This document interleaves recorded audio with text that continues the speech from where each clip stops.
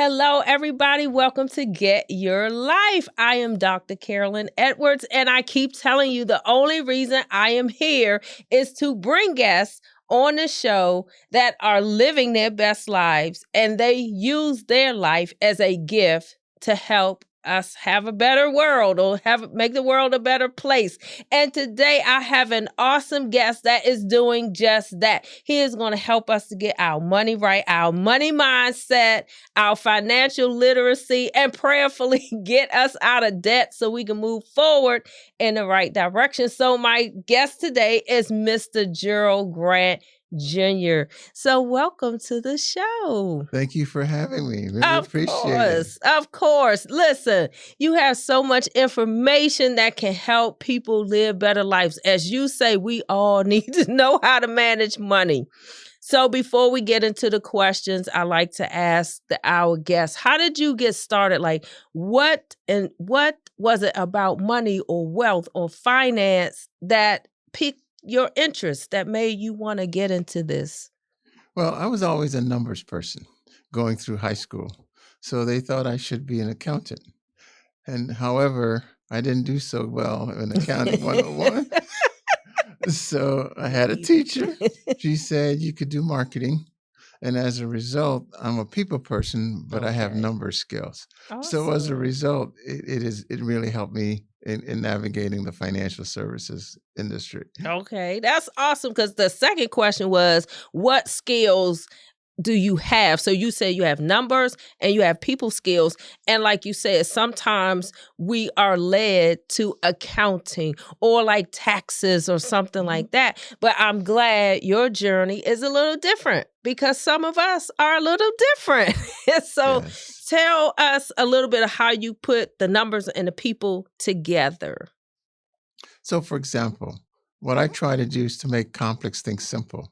Okay. So I use an analogy that someone can understand. Right. So if I'm talking to someone that's in sports, I may use a football analogy. Oh, good. If I'm talking to a nurse, I may use a healthcare analogy. Good. So as a result, it's something that they've already done and they just got to duplicate it. Okay, good. So you're making because numbers scare people. Mm-hmm. Money scares people. And sometimes instead of doing something with it, they do nothing until they get in trouble. So, okay, I'm happy that you're going to make it easy for our audience because I want them to not be afraid anymore. So, what are some important things that we need to know about money, numbers, or wealth? Just on a basic, everyday level, what should we know?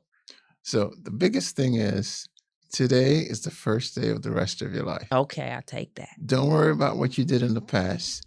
You can start learning today. Okay. And it's the simple basics. Pay yourself first. I like that. Start with 2%. Okay. 3%. And every year as you get a raise, you save 50% of it. So if you get a 4% raise and you save 2%, you go from 2% over 5 years, you're saving 10% of your income. I like that. But it's a gradual process. Right. Okay. So pay yourself first. You're not telling people not to pay their bills. You're saying just take a little bit for you, but still pay your bills. So this is what happens. Normally, when the paycheck comes, we pay the phone bill, we pay the car note, we pay the rent. Mm-hmm. But by the time we pay everybody, ain't nothing left. There's nothing left. You got to flip it. The mindset is, if I work all week, the first check I'm going to write is to myself. Okay. So pay yourself first. Pay yourself first. And as a result of that, the money will be there when you need it. I love it. Okay. So where do I put that pay myself first money? Do I put it in the bank? Do I try to invest it somewhere? What should I do with it? The first thing to do is to just have it available in the bank. Okay. I call it the emergency funds. Okay. You need to save up to 3 to 6 months of your monthly expenses for a rainy day. Okay. And if you live in South Florida, you know it rains some of the time. It does. It's because you're not going to get the email when your car is going to break down. Right. You're not going to get an email when the washer breaks. Right. But they're going to happen. Yes, they are. So as a result of that, if you look at, say, you bought tires, they cost, say, $400. For a Not for all four, right? Well, I guess it depends on what kind of car. Okay, go ahead. Just an example. Okay, an example. But my point is, if they last 2 years, you got to put aside that same money. Yeah. So 2 years from now, when it's time to buy a new one, the money's there. I love that. I love that. So that's something easy and that we can think in our mind. You're going to need tires. You're going to need washer and dryer. Like one of the things that happened to us, we needed a new roof. Mhm. And a roof is not cheap. So like you said, if someone is paying, especially if they're a homeowner, Mhm. then think about some of the things that are going to break eventually. That's And then, right. like you said, you're going to have an emergency fund. One of the things I saw with COVID that a lot of people kind of lost what they had is because we didn't expect COVID to happen, but we did not have those rainy day funds. That's right. Okay, so we're going to do rainy day funds. Okay, that's one. How can we build healthy habits beyond the pay yourself first? What else can we do? There's nothing that we do in life that we can do by ourselves. Okay, The best thing to do is to get a buddy and say, we're going to do this together. I like So that when you don't feel like you want to, the other person will help support you. It's just Right. like working out. yes. I work out with one of my neighbors, and like I wasn't feeling it this morning. But if you already have a date set and you have a Right. time, you're going to get up and do it. That's right. It's the same thing with your finances. If you have a buddy to go along with you and you both learn together. I like that. I like that. We sometimes call them accountability partners also if you're trying to diet or something. We say we're going to be accountable to each other. We're going to do this together. And I love it because like you said, sometimes when you don't want to, somebody can call, hey, Gerald, or send you a text. Did you work out today? Did you That's eat right. well today? And you don't want to let them down. That's Sometimes we'll let ourselves down, but we don't want to let our friends down. So I want our audience to know that you have also written books. So you are the numbers, you like the people, but you also put it in writing so that we can understand it. When I first moved to South Florida, I looked for some money books for my son, my young son. So I ended up writing a book called Fun with Money for little kids. And my basic principles that I tell people, you need to earn however you're going to earn it. As you say, you need to learn how to save it, but you also need to give it, share it. Mhm. And I want you to talk about a little bit about your books, and then we're going to talk about your philanthropy and how you give back. That's a big part for me, is actually sharing money, wealth, and information. Is that kind of part of it? It is. Rome wasn't built overnight, Right. but you got to do it as a group. There's more you can accomplish by a group as opposed to you can do it by yourself. Right. So I used to do seminars, and I did it with Black Enterprise at one Okay. point in time. Awesome. And at the end of the seminar, someone approached me and said, Gerald, where can I get more information? Right. So the more I searched for it, I couldn't find it in one place. Mhm. So that's when I wrote the first book, Bold Moves to Creating Financial Wealth. It says, if I'm not there yet, Right. how do I get there? Right. And it talks about all the stepping stones. You start with a budget. You start with paying yourself first. Yes, I love it. You live below your means, That part. but you got to create your own bank. The creating your own bank is that emergency fund. Okay, I like So that. if you didn't have it, and when the car breaks down, you got to get to work. So you put it on a credit card. Yes.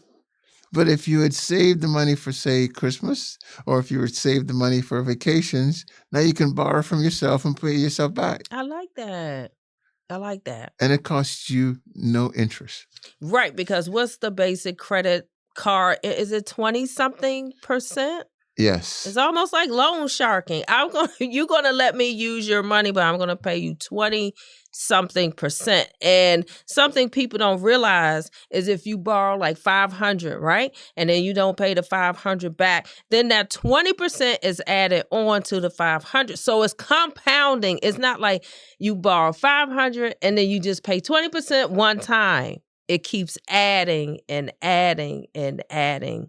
Okay, so we have the books. We have try to keep in mind. We have pay yourself first. And then the sharing. How much should we share? How much of our money should we give? I know in church we say we give the first 10%, we tithe. What is a good principle for sharing our money? The way I look at it is this: the same discipline it takes to tithe is the same discipline it takes to pay yourself. Right. So every time you tithe, you make that same contribution to yourself. Okay, I'm getting it. I'm getting it. Okay, I like it. And then it's difficult, but there's nothing great that's easy. Right. Okay, so in my budget, when you said I should have a budget, in my budget, I'm planning for my 10% that I'm going to give and my 10% that I'm going to pay myself, or whatever the percentage is. Right. What other thing? I also heard you say we need to live beneath our means, but we come up in a culture that really doesn't support that. It's like everyone needs to drive well and eat well and go out well and look well. Is it okay? Number one, tell me what you mean by living beneath your means. And then number two, do we get to a point where we can level up a little bit with some of that money and spend some? So the idea is the more sacrifice you make early, the more options you have later. Okay, I like that. So as a result of that, once you've then taken care of yourself, you then take care of family, okay, then you can help others. Okay. But just like when you get on an airplane, they said before you can help others, you got to help yourself. You do. It's key. So is there a specific percentage for pay myself? Did you tell me a percentage how much I should pay myself? I normally start out with, first you got to go through the budget and see what are the expenses. Okay. And then what's left over, then you determine then what we should save. Okay. If there's nothing left over, then you got to figure out what you're going to cut back. Yes. I like that. Okay. So if there's nothing left, find some space. So the best way to find space, the biggest categories we spend money on is food. Yes, we do. Well, the stores know that we're lazy, right? So all the expensive stuff is at eye level. Yes, it is. And at the counter. Yes, it is. So one of the discipline to do when you go to the store, you go with the list. Yes. And you don't go to the store hungry. Yes. Otherwise, you just buy all the stuff. Yes. And it's more than what you'd previously budgeted. I agree. So if you go with the list, you only buy what you really need. And you wind up staying within your means as opposed to just accumulating stuff just because it was available. And another thing that I found about going to the store, if you go in the checkout, they have all that stuff at eye level, gum and snacks, stuff that you didn't plan on. But if you go in a self-checkout, it's nothing extra. So I don't even let them check me out. I know it seems counterintuitive. That's what they're there, paid. But I realize when I go in the line with the checker, I'm looking at magazines, I'm looking for gum, I'm looking stuff that I never intended to buy. So that's a tip that we can use. Go to the self-checkout, but not if you have 50 million items. Okay, so I'm excited. Okay, so I said when I was in high school, I participated in an investment club, and that was many, many, many years ago. So we started with like $10 a month per person, and then we gradually increased it over time. Do you think investment clubs are something good that we should still do? Investment clubs are awesome. That's how I got started. All right. For me, I call Hurricane Andrew St. Andrew. My office was damaged. Oh, wow. My home was damaged. Wow. So I had all this free time on my hands. Okay. So my friends, we always talked about investing. So we started an investment club. And because I was the banker, they said I should teach it. Oh, that's good. But the best way to learn is you can go online and you can get the booklets that say starting an investment club. Right. But you just go by the alphabet if it's 5 people. And that's how you pick who runs each chapter. As opposed to they leave it up to one person to do it. Right. But from a learning point of view, everyone has to participate, and then the whole group learns. Right. I like that. And then you don't have to carry all the weight of ensuring that everybody else learns. Okay, so get the books. I'm sure you can find something online.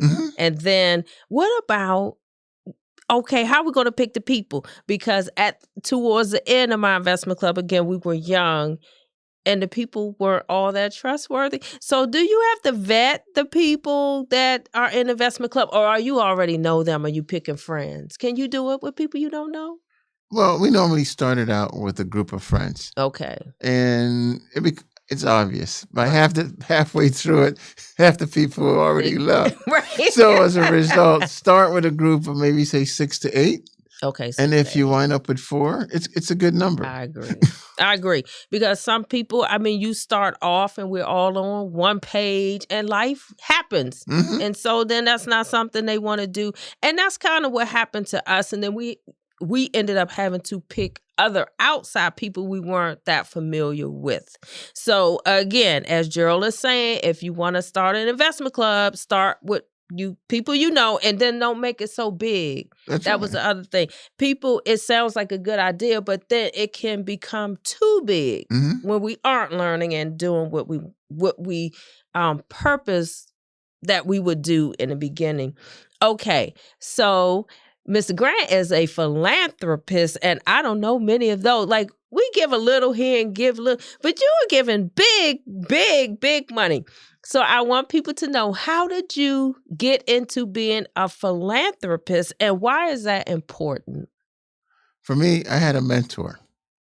When I was in high school, they had a program called Junior Achievement. I was in that. And I met my advisors from Verdines. And one day I met this gentleman in the parking lot, and he just needed a jump. I gave him a jump. Wow. And then when it was time for me to graduate, he said, "Come see him." I didn't know who he was. Right. But he turned out to be one of the vice presidents for the company, and he Wow. single-handedly crafted my career. Wow. So I'm just playing it back forward. I'm trying to help as many people as I can because someone made a difference in my life. I agree. This is kind of what this whole show is. So I was given this platform, and then I want other good people to also share how they are making a change in the world. It's like one person at a time. So how do you pick who you give the money to? There's one consistent thing. It all helps children. Okay. So little kid, or is it a certain cutoff? Like, I know you do colleges and anyone that's in a learning environment. Okay. We can make a difference. Okay, I like that. So as a regular person, should we kind of pick an area that do you feel like that keeps you focused on a philanthropy, like education or homelessness? I know a lot of people have areas that they want to support. Does it make us more focused to do that? You have to have something that you're passionate about. Okay, I believe that. And if you're really interested and want to make a difference, see, giving is not easy. However, but if you see the impact, right, then giving is easy. I agree with that, even with the giving, but just life, like what you are doing. I feel like the joy of living comes from doing what you love to do, helping other people. Like I always say, when the light bulb comes on, like you cannot buy that feeling. Like if you're teaching or you have a book or somebody gets something from it, like that is the best thing to me, is to see people turn their light bulb on from your life. Okay, so Mr. Gerald Grant, as you are growing and you had your mentor, how did you pick your friend? I keep saying, when you're building something great, when you're doing something big, you're not able to move like everybody else. You just don't have the time. You just can't do everything. So how do you pick your friends? How do you pick who you spend time with? How do you do that? It goes back to accountability. You find people that are like-minded, that believe have the same values. I've been a part of an accountability group We've been together now 15 years. That's awesome. We talk every day, Monday through Friday, Wow. from 8:30 to 9 a.m. That's awesome. But we talk about what we're going to do, and then the next day you report on it. Oh, that's awesome. So how were these your personal friends or like career friends? How did you all start this group? It was through a financial coach. It was Okay. Serrano Kelly. It's called The Game. Okay. So if you went to the doctor and he Mhm. says you're going to die in 90 days, what would you do different? Oh, I like that. I let some people oops. I let some stuff go. Probably some people and some things that really I'm not passionate about. I would say that.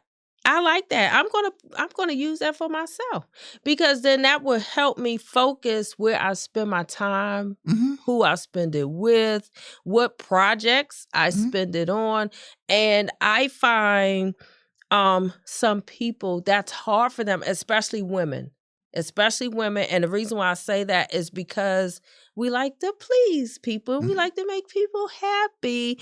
And so as they get into this group and you have to let some stuff go, can you tell me how? And it may be different because you're a man, but how did you do that? Like, how do you cut some stuff off? So, so now if you look at it, you have 90 days. Okay. So my first 90-day game, one, we decided to get more involved in the church. Okay. We became the head of the married couples ministry. Yes, I remember. In addition to that, I wanted to give more back to the community. So that's when I Okay. started to get more involved in community service. Mm-hmm. And I wanted to have a better relationship with my wife and my kids. Right. So I purposely spent time with them. And the other thing is, in order to do all these things, I had to have my business grow at a 10 to Yes. 20% level. Yes. And as a result of that, that's a balanced life. Yes. Okay, so in your 90 days, the game. Is this some book we can get, the game? Or is that only through coaching? It's Serrano Kelly. They can just Google it. Okay. It's the best buy you can get on the Amazon for $10. Okay. I'm gonna But do it. if you implement those principles, it changes lives. So did you have any people that were a little upset when you started the game and making changes in your life, thinking about what's more important? Did you have any people that were a little upset? Like, you don't have time for me anymore. You don't call me anymore. Well, I didn't have time for that. Right. So you become focused and you concentrate on the things that matters. And when you're focused and you're doing the things that matters, the other things are irrelevant. I like that. I like that. And I think for me, I find it the hardest for women, but I like that you don't have time for that. I don't have time to spend talking about why I don't call you anymore. I'm busy. I like that. So can you give us some things, like you said, you have your accountability group, other things that we should do daily, monthly, weekly to help us stay on track with our wealth goals, wealth building? I call it weekly goals. Okay. You're born on Monday and you die on Friday, Oh, Lord. and you get to start over. So it doesn't matter what happened last week. Okay, I like that. You get a new week Get a do-over. every week, Okay, new week. and you just set goals. Just like working out, Okay. you set a goal, how many steps you're going to do, Yes. how much water you're going to drink. Okay. It's the same thing. You have to spend the time with, I'm going to read a financial book. It may say have a budget. So Yes. start with a budget. Start a budget. Then Okay. don't try to do everything all at once. Just do steps. And then once you have your budget, determine how much you're going to save and stick to it. I like that. I like that. So and then that also helps us not beat ourselves up, because when you start looking back and you're like, oh, I wanted to do 7 things this week and I didn't get to do but 3 because life happens. And so I like that you're not beating yourself up. You just start back over the next week. I like that. I hope the listeners are getting all this. I got it all in my mind. Okay, so we have weekly goals. And that's it. So we don't do monthly goals, quarterly goals. We just stick with the weekly goals.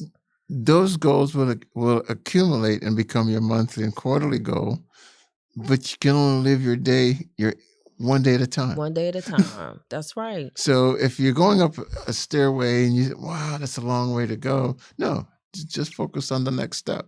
Okay. Okay. So is eliminating debt one of okay, you said live beneath your means, but let's think of somebody that's just starting and you have debt. So, is there a formula of how to pay the debt? You may have student loan debt, you may have a car note, you may have a mortgage or credit card bills, stuff like that. Is there a process of paying off debt, and should you pay it off at once? Should you go in increments? What about that? There is a formula, Okay. and it's written in the book, Bold Moves to Creating Financial All Wealth. right. Get It's the book. it's a step. They can go online. They can go to Amazon, and they can get the book. Okay. But there's a chapter dedicated on how you do it, Great. and it's simple. It's easy to do, and for most of my clients that have debt, look, you didn't accumulate it overnight. That's true. So you're going to get rid of it That's overnight. true. That's However, within a 3, 6, 9 months to a 24-month period, most people can eliminate all of their debts. Wow. In 3, 6, or 9 months? Yes. Is there like a limit or a threshold? You saying like thousands of dollars of debt we can get rid of it? It goes back to, if you go back to your budget Mm-hmm. and you carve out all this extra stuff. Yes. And you'd say dedicate 50% of all the extra stuff and you pay it towards the debt, that's how you get rid of it.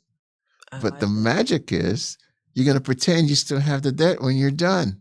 So you're going to put that money away. Yes. Okay, I like that. Then you pay yourself, and that's how you start to accumulate wealth. Okay, so that's how you pay yourself first. So even though I eliminated some of my debt, I'm going to act as if I still have the debt. I'm just not going to pay my debtors. I'm going to pay me. Yes. I love it. See, that is really simple. I love it.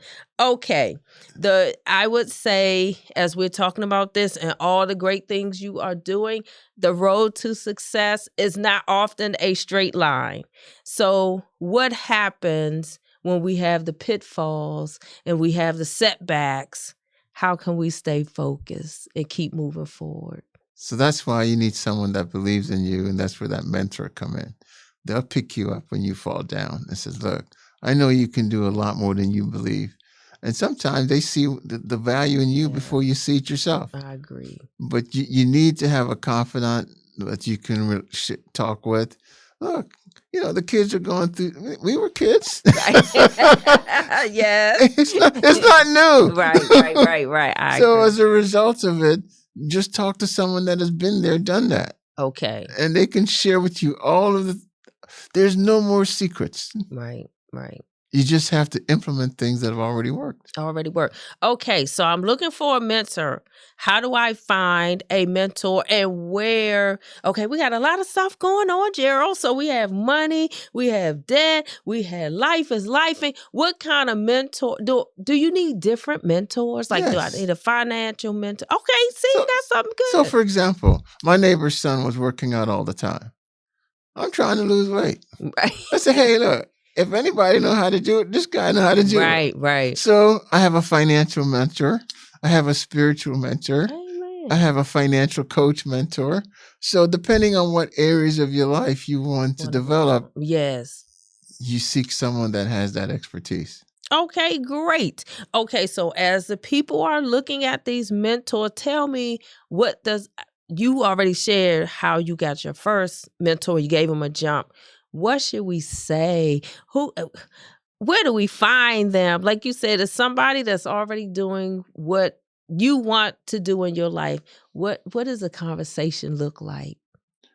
All you got to do is ask, how did you get there? And the person that's open to share that with you, it's a pretty good indicator that that person is interested in you, and they'll do a lot more than just the first question. Okay, great. Now, when you get the mentor, is it more or some formal and informal? And I say that to say, as we're busy and we're thinking about where we're going to spend our time, of course, that is going to be important. Do we talk every day, once a week, once a month? What does it look like? It depends. I have people that I mentor that I speak to maybe once a month. Okay. I have other people that I mentor. Whenever they need something, they call me. That's true. I have people like that. But the key is you just need someone to be on the other end of the phone that's going to pick up every time you call. Yes. And that cares about you being whatever it is. And that Yes. cares about you as a person, cares about your life. I love that. So I have my own homework. I need to go get me some mentors in some other areas, because one of the things I kind of thought maybe that was just my old upbringing is that you only had one. I never thought about me as I mentor other people spiritually, emotionally, and all that. I never thought about getting different ones myself, and probably making my one mentor crazy because they can't be everything. So thank you for that. Okay. Give us a few things. Of course, this time has gone by quick. So is it something that you want us to know that I did not ask? And then, of course, how can we find you? Well, the main thing that I want everyone to know is that all you got to do is to have the will to start. Right. One day at a time. With the internet now, there's almost nothing that you want to learn that you can't. Just Google it. Okay. Okay. I love it. I love it. But all information all of it's not good. So that's why you need the mentor that says this is a resource that you can use, and this information is specific to basically what you're looking for. Okay, tell our audience. I hope the audience sees all your books. Tell us the name of your books again and where we can find you. Okay, the first book is The Bold Moves to Creating Financial Wealth. And it says, if I'm not there yet, you'll get there. Right. And the people that have done extremely well, we created the book, The Power of Generational Wealth, because we saw then when the second generation was receiving the funds, some of them were blowing it. Yeah. So we wrote that mindset, the playbook on how to do it. Okay. You know your kids. Yes. The ones that are good, yes, they get it outright. They do. But the ones that have issues, they're better off getting it in a trust where they get a monthly check. Otherwise, it's going to be gone. It's going to be gone. So your social, your websites, where can we find Gerald Grant? It's simple. Just Google Gerald Grant Jr. and it takes you to all the various. It really does. All the websites. It really does. I am not lying. Thank you so much, Gerald. Thank you for just breaking it down in simple terms that we can use. So again, I'm Dr. Carolyn Edwards. This is Get Your Life. I hope you tune in. I hope you look for our guests. And if you're not wanting to see the video version of the podcast, you can tune in to Apple Podcasts, Spotify, wherever you can find podcasts. And you can find me at Dr. Carolyn Edwards, social media, and Carolyn Edwards on Facebook. So thank you again. Remember to get your life, and I will see you next time. I know it gets hard to find the light sometimes. It feels easier to hold on to what's been keeping you down.